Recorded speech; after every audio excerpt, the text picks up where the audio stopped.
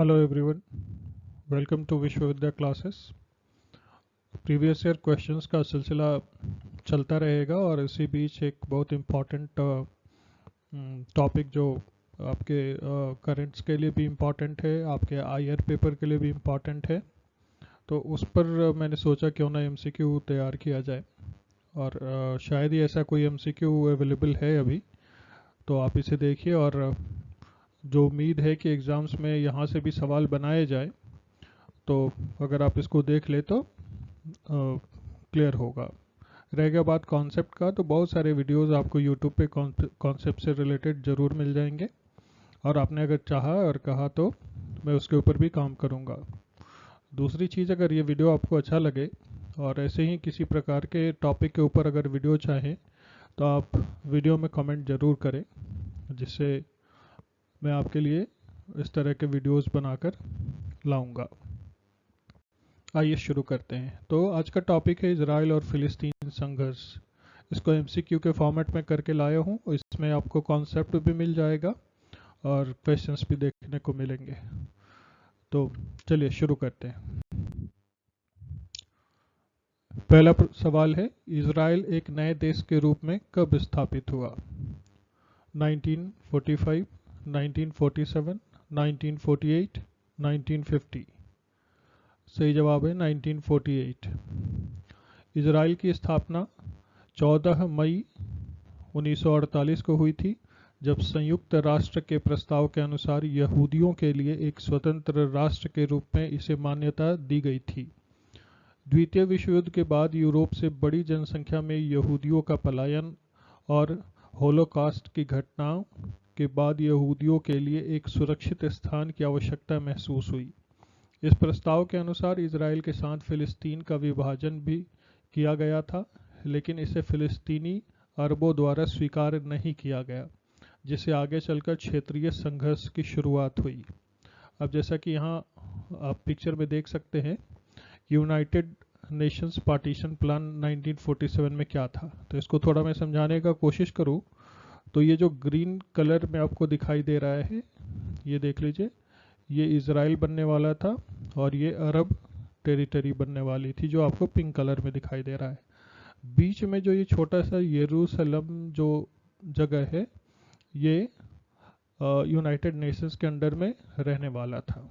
तो ये United Nations का 1947 में प्लान था और 48 में इजराइल का गठन होता है। आगे देखते हैं। ये स्लाइड मैंने इसलिए लगाया है कि आप देखिए कि इसके डेवलपमेंट का इतिहास इजराइल के, तो आप देखिए 1888 यहाँ पे है। 1888 में आप देखिएगा तो ये पूरा रेड कलर में जो दिखाई दे रहा है, ये ऑटोमन एम्पायर का साम्राज्य हुआ करता और पड़ोस में आप ब्रिटिश को देख सकते हैं, इजिप्ट के ऊपर इनका शासन चलता था। वर्ल्ड वार 1 इन 1941 के बाद ये ब्रिटिश ने इस ऑटोमन जो साम्राज्य था, इसको ओवर पावर कर लिया, तो इस पे ब्रिटिशर्स का राज हुआ। फिर यूनाइटेड नेशंस रेजोल्यूशन 181 जब आया था, तो उसमें क्या प्रपोजल था, इसमें अच्छे से दिखाया गया है। ये पूरा ब्लू जो दिखाई दे रहा है, ये ब्रिटिश के अंडर में था, जिसमें वाइट कलर से जो बॉर्डर दे रखा है, ये आपको ज्यूस के लिए, यानी कि ये आपको इजराइल बनाने का प्रपोजल था। जैसे ये वाइट कलर का जो भी बॉर्डर आप देख पा रहे हैं, ये सारा ज्यूस के लिए था। और ये जो बैगनी कलर के बॉर्डर्स को देख पा रहे हैं आप, जैसे कि ये इलाका, ये वाला इलाका, ये सारा आपको अरब्स को दिया गया था। ठीक है। उसके बाद ये येलो कलर में इजिप्ट यहाँ पे है। ठीक है। तो ये 1947 का प्लान था। 1948 में इजराइल अरब वार होता है, और उस वार के बाद इजराइल को देखिए किस तरीके से एक्सपैंड करता है। ये येलो कलर में इजिप्ट आपको दिखाई दे रहा है। उसके बाद ग्रीन कलर में ये जॉर्डन का इलाका है, यहाँ तक ये, और ये वाइट कलर में पूरा इजराइल दिखाई दे रहा है आपको। उसके बाद 6 डे वॉर होता है, याम क्यूपर वॉर भी इसको कहते हैं। 1967 से 1979 तक इसने ये इजिप्ट के ऊपर भी कब्जा कर लिया था, सिनाई प्रायद्वीप जिसको कहते हैं, और यहाँ जो जॉर्डन का इलाका हुआ करता था, ये वेस्ट बैंक, इस पे भी कब्जा कर रखा था। उसके बाद कैंप डेविड एकॉर्ड जो होता है उसमें वापस फिर दे दिया जाता है ये इजिप्ट का हिस्सा इजिप्ट को, और ये जो वेस्ट बैंक वाला इलाका है इसमें फिलिस्तीनियों को भी जगह दिया जाता है, जॉर्डन को भी जगह दिया जाता है। अभी जो है वर्तमान स्थिति उसमें आप देख सकते हैं कि वेस्ट बैंक और गाज़ा, ये गाज़ा है और ये वेस्ट बैंक है।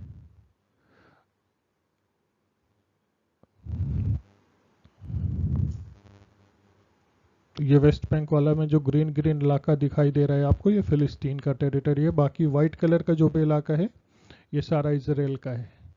तो इस तरीके से इजराइल का आप देख सकते हैं कहाँ से शुरू हुआ और कहाँ तक पहुँचा है। तो इसमें दिखाने का मतलब बस यही था। आगे देखते हैं। अगला प्रश्न है 1948 में इजराइल की स्वतंत्रता के बाद कौन सी पहली लड़ाई हुई थी? 6 दिवसीय युद्ध, अरब इजराइल युद्ध, याम किपुर युद्ध, गाजा युद्ध। सही जवाब है अरब इजराइल युद्ध। 1948 में इजराइल की स्वतंत्रता की घोषणा के तुरंत बाद अरब देशों द्वारा इजराइल पर हमला किया गया, जिसे प्रथम अरब इजराइल युद्ध 1948 टू 1949 कहा जाता है। इसमें मिस्र, जो अगर मैप में हम आपको दिखाएं तो ये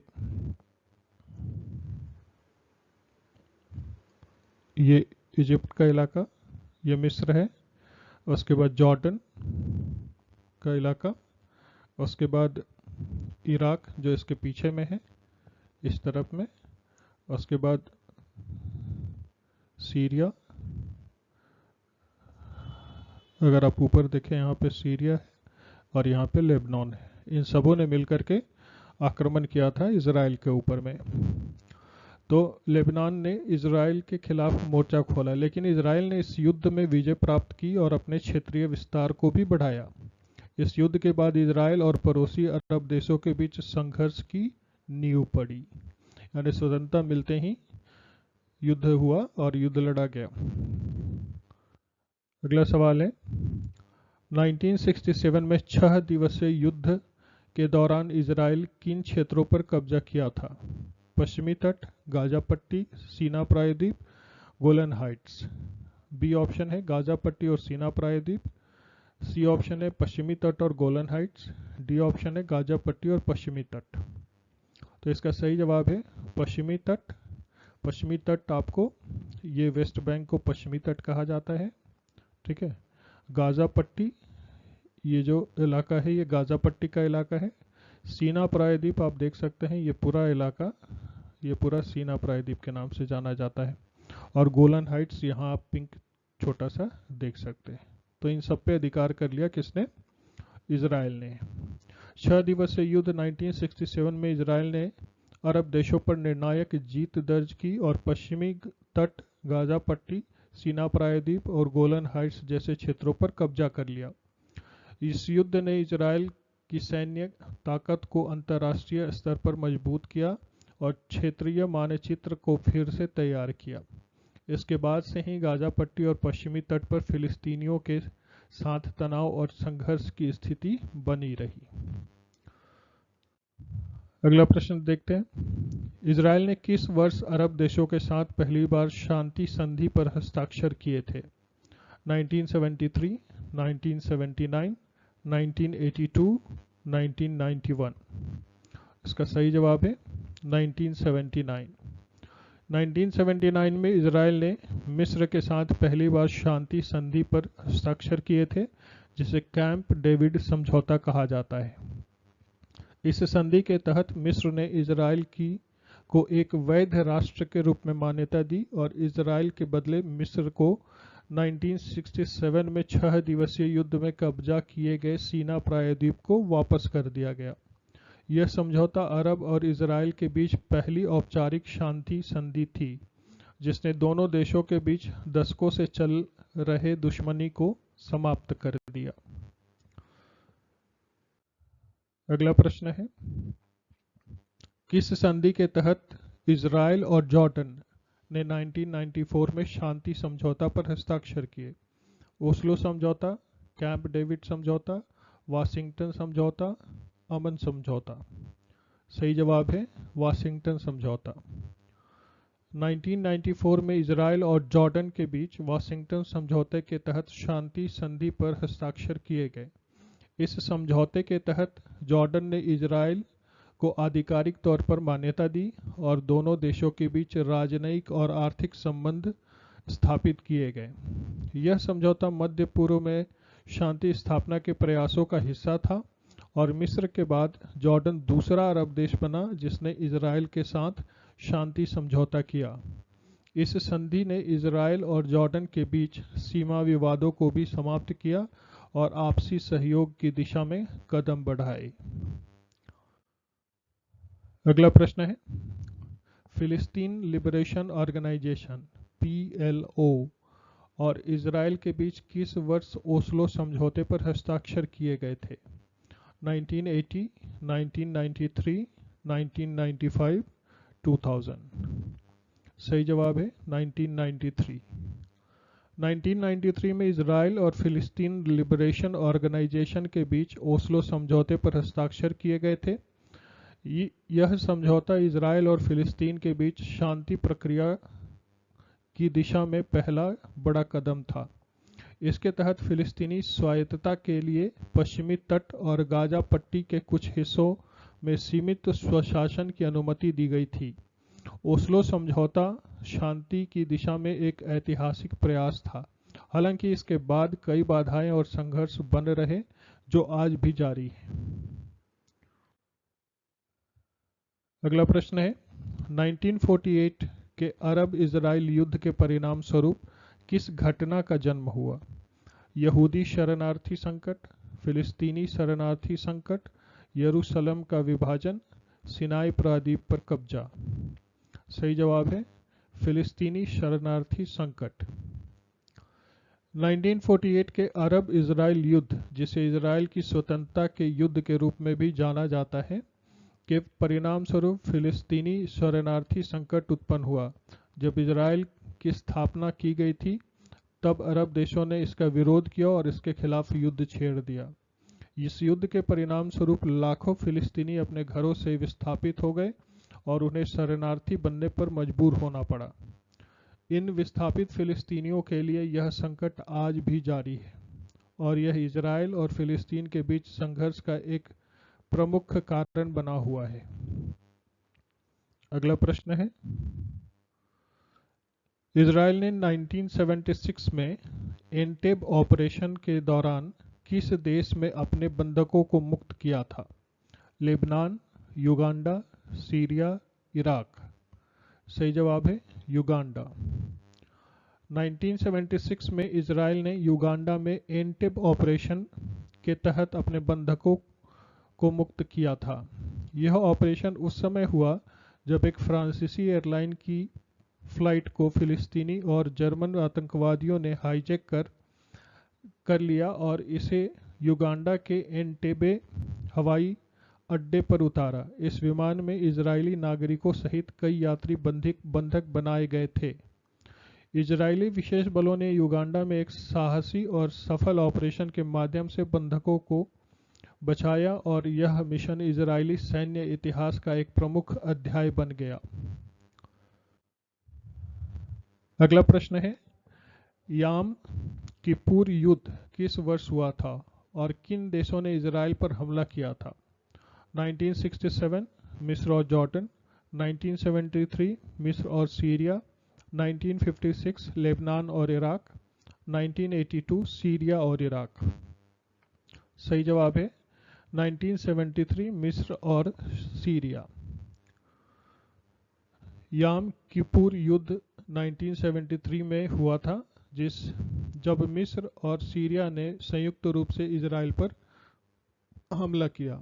यह हमला इजराइल के सबसे पवित्र दिन योम किपुर यहूदी धार्मिक पर्व के दौरान हुआ, इसलिए इसे योम किपुर युद्ध के नाम से जाना जाता है।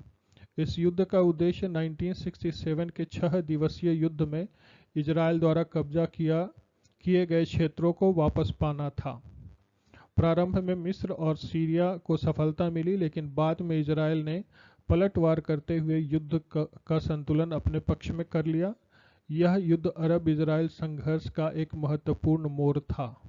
आप इस पिक्चर में देख सकते हैं, एक तरफ दिखाया गया है आपको इजिप्ट का और एक तरफ दिखाया गया है सीरिया का, है ना, सीरिया। और आप इसको पॉज करके देख करके समझ सकते हैं। अगला सवाल है, 2024 के युद्ध में किस संगठन ने इजराइल पर प्रमुख रूप से हमला किया? Taliban, Hezbollah, Hamas, al Qaeda. सही जवाब है हमास। 2024 के युद्ध में हमास संगठन ने गाजा पट्टी से इजराइल पर प्रमुख हमले किए। हमास एक फिलिस्तीनी इस्लामी आतंकवादी संगठन है जो गाजा पट्टी पर नियंत्रण रखता है। यह संगठन इजराइल के अस्तित्व को मान्यता नहीं देता और नियमित रूप से इजराइल पर रॉकेट हमले करता है। 2024 में दोनों पक्षों के बीच हिंसक संघर्ष ने दुनिया का ध्यान इस क्षेत्र की ओर आकर्षित किया। इजराइल ने इस संघर्ष के जवाब में गाजा पर कई हवाई हमले किए। अगला प्रश्न है, इजराइल और हमास के बीच संघर्ष का मूल कारण क्या है?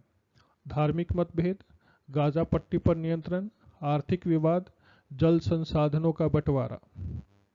सही जवाब है गाजा पट्टी पर नियंत्रण। इजराइल और हमास के बीच संघर्ष का मुख्य कारण गाजा पट्टी और पश्चिमी तट जैसे क्षेत्रों पर नियंत्रण है। 2007 में हमास ने गाजा पट्टी पर नियंत्रण कर लिया और इसके बाद से इजराइल और हमास के बीच बार बार संघर्ष होते रहे हैं। हमास इजराइल के अस्तित्व को नहीं मानता और उसे नष्ट करना चाहता है, जबकि इजराइल हमास के आतंकवादी हमलों से अपनी सुरक्षा के लिए कड़े कदम उठाता है। गाजा पट्टी में रहने वाले फिलिस्तीनी नागरिकों की स्थिति अत्यधिक कठिन है और इसे एक बड़ा मानवीय संकट भी माना जाता है। आप पिक्चर में देख सकते हैं, ये गाजा स्ट्रिप,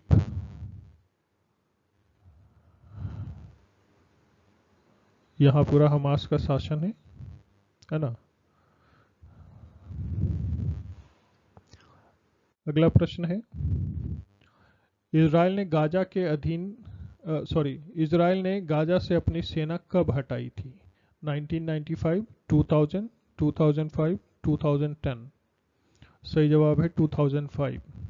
2005 में इजराइल ने गाजा से वापसी नामक योजना के तहत गाजा पट्टी से अपनी सभी सैन्य और नागरिक बस्तियों को हटा लिया। इस कदम का उद्देश्य गाजा में इजराइल और फिलिस्तीन के बीच तनाव को कम करना था, लेकिन इसके बाद भी गाजा में संघर्ष जारी रहा।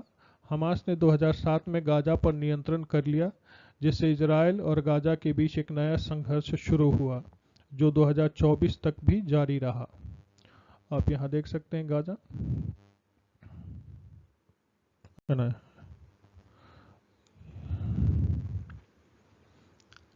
अगला प्रश्न है, 2021 में इजराइल और हमास के बीच संघर्ष किस प्रमुख घटना से शुरू हुआ? यरूशलेम में यहूदी और मुस्लिमों के बीच धार्मिक तनाव, इजराइल की नई बस्तियों की स्थापना, गाजा में ऊर्जा आपूर्ति का कटाव, मिस्र द्वारा समर्थन बंद करना। सही जवाब है यरूशलेम में यहूदी और मुस्लिमों के बीच धार्मिक तनाव। 2021 में इजराइल और हमास के बीच तनाव का प्रमुख वजह यरूशलेम में अल अक्सा मस्जिद के पास धार्मिक स्थलों पर यहूदियों और मुस्लिमों के बीच बढ़ता तनाव था। रमजान के दौरान यरूशलेम में पुलिस कार्रवाई और फिलिस्तीनी निवासियों को हटाने के इजरायली आदेश ने हिंसा को बढ़ावा दिया। हमास ने इसे लेकर इजराइल पर रॉकेट हमले किए, जिसके जवाब में इजराइल ने गाजा पर हवाई हमले किए, जिससे व्यापक स्तर पर संघर्ष हुआ। आप देख सकते हैं कि यरूशलेम 3 धर्मों का पवित्र स्थान माना जाता है, जो कि एक विवाद का बहुत बड़ा विषय है। अगला सवाल, हमास किस वर्ष स्थापित हुआ? 1985, 1987, 1990, 1993। सही जवाब है 1987। हमास का गठन 1987 में हुआ था, जब इजराइल और फिलिस्तीन क्षेत्रों के बीच पहली इंतिफादा यानी कि विद्रोह शुरू हुआ था। यह एक इस्लामिक संगठन है जिसका मुख्य उद्देश्य इजराइल के खिलाफ सशस्त्र संघर्ष करना और फिलिस्तीनियों के लिए एक इस्लामी राज्य की स्थापना करना है। हमास ने गाजा पट्टी में अपनी जड़ें मजबूत कर ली हैं और 2007 में इसे अपने नियंत्रण में ले लिया। तब से हमास और इजराइल के बीच नियमित रूप से टकराव होते रहे। अगला प्रश्न है 2024 में गाजा युद्ध की प्रमुख वजह क्या थी? इजराइल का गाजा पर आर्थिक प्रतिबंध, यरूशलेम में धार्मिक स्थल पर संघर्ष, हमास द्वारा इजराइल पर अचानक किए गए रॉकेट हमले, इजराइल की नई बस्तियों का निर्माण।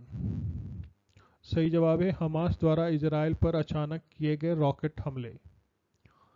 2024 में गाजा युद्ध की प्रमुख वजह हमास द्वारा इजराइल पर अचानक किए गए रॉकेट हमले थे।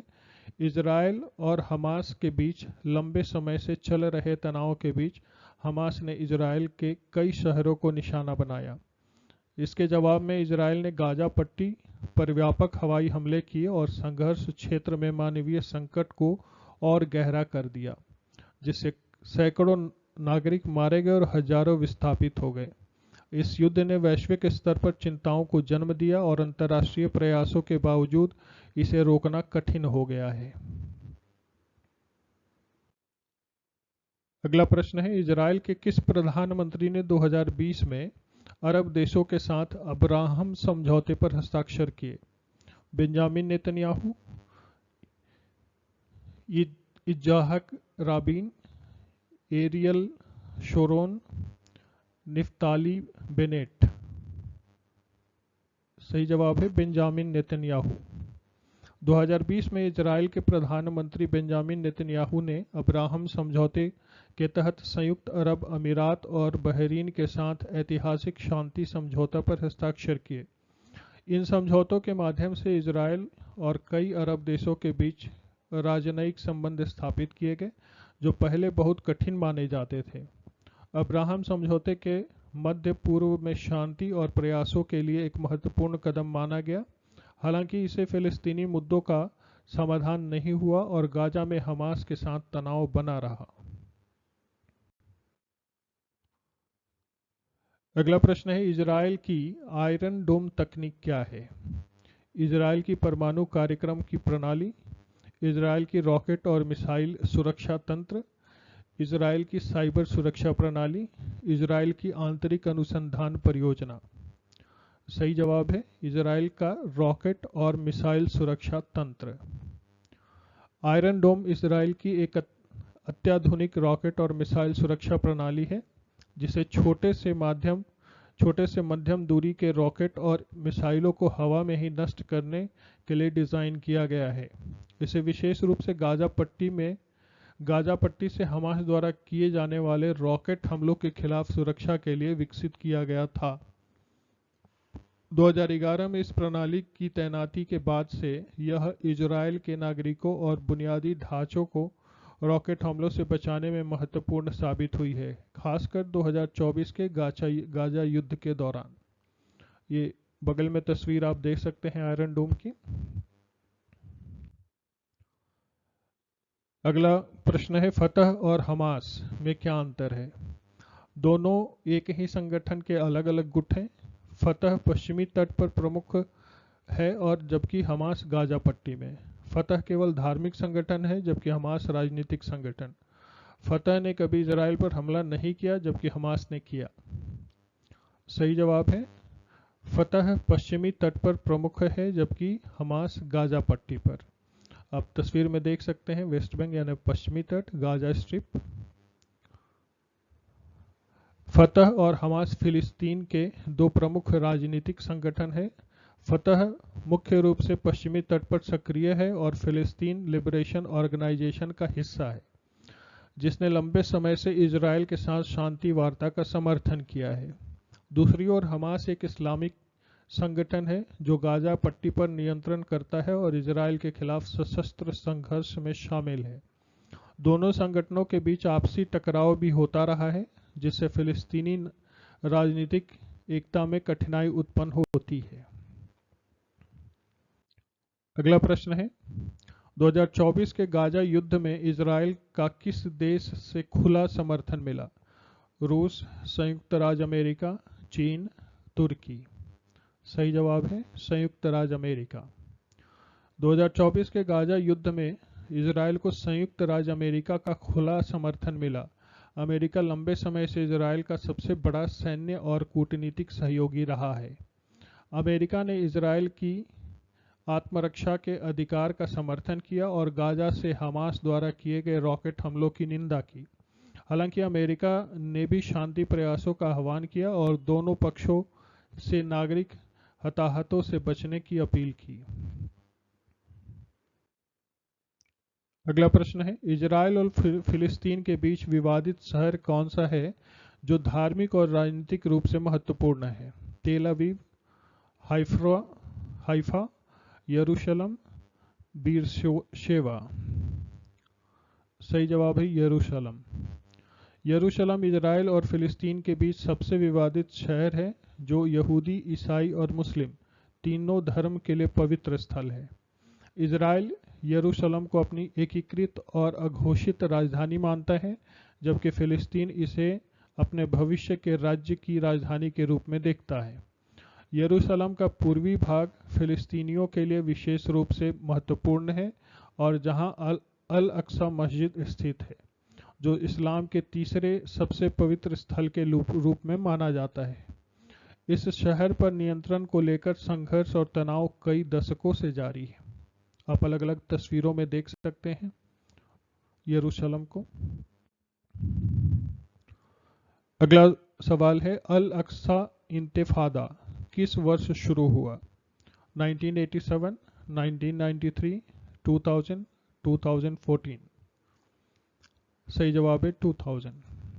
अल अक्सा इंतिफादा यानी दूसरी इंतिफादा थी 2000 में शुरू हुई थी। इसका कारण यरूशलेम में अल अक्सा मस्जिद के परिसर के आसपास यहूदी और फिलिस्तीनी समुदायों के बीच तनाव था।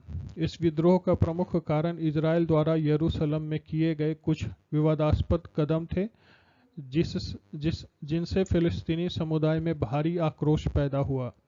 यह इंतिफादा लगभग 5 साल तक चली, जिसके दौरान हिंसा और संघर्ष में हजारों लोगों की जानें गईं। इसने इजराइल और फिलिस्तीन के बीच शांति प्रयासों को भी प्रभावित किया। आप तस्वीर में देख सकते हैं डोम ऑफ रॉक, अल अक्सा मस्जिद और वेस्टर्न वॉल, जहां ये यहूदी अपना प्रेयर करते हैं। अगला प्रश्न है, किस वर्ष हमास ने गाजा पट्टी पर पूरी तरह नियंत्रण हासिल किया? 1999, 2005, 2007, 2010। सही जवाब है 2007।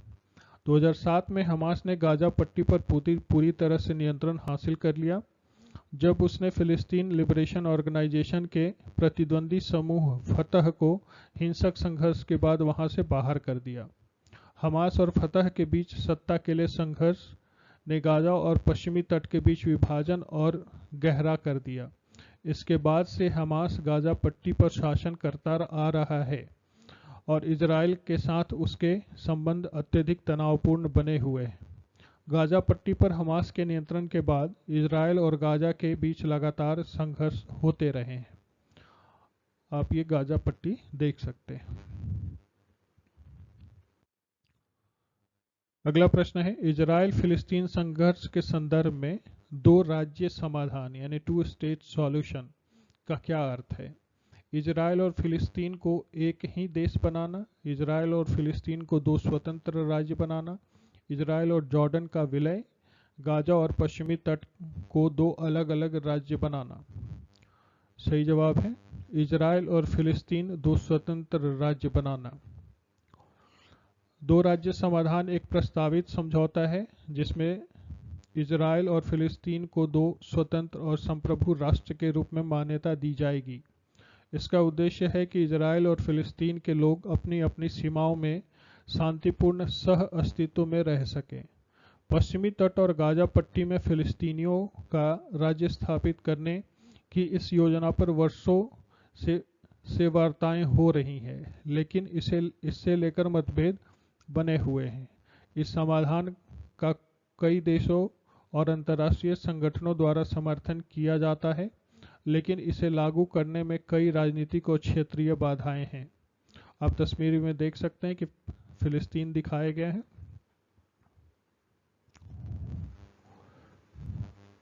एक तो एरिया ये वाला है और एक ये।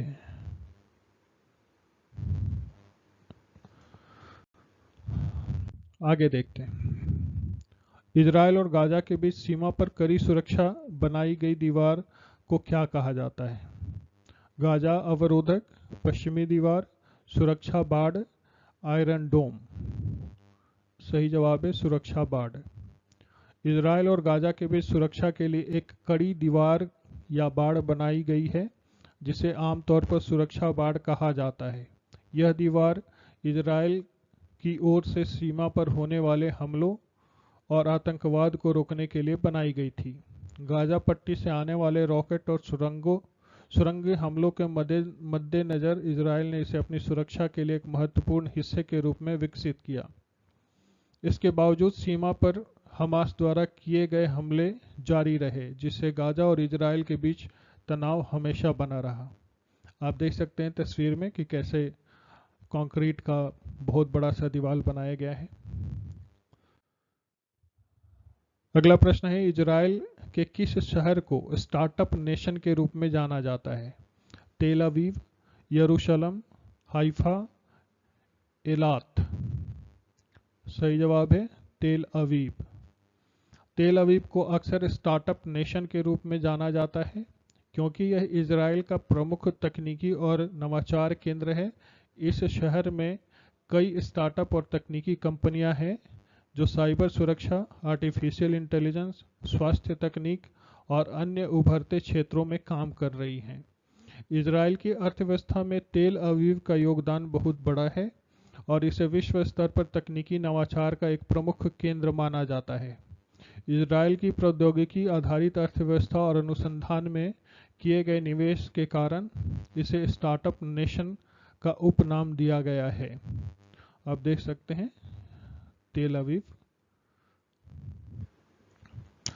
तो चूंकि प्रश्न तो बहुत सारे हैं, लेकिन इस वीडियो में इतने ही प्रश्नों को रहने देते हैं। वीडियो बहुत बड़ा हो जाएगा। फिर जरूरत पड़ी तो आगे इस विषय पे वीडियो बनाकर आपके समक्ष लाया जाएगा। तो इस वीडियो में इतना ही। धन्यवाद।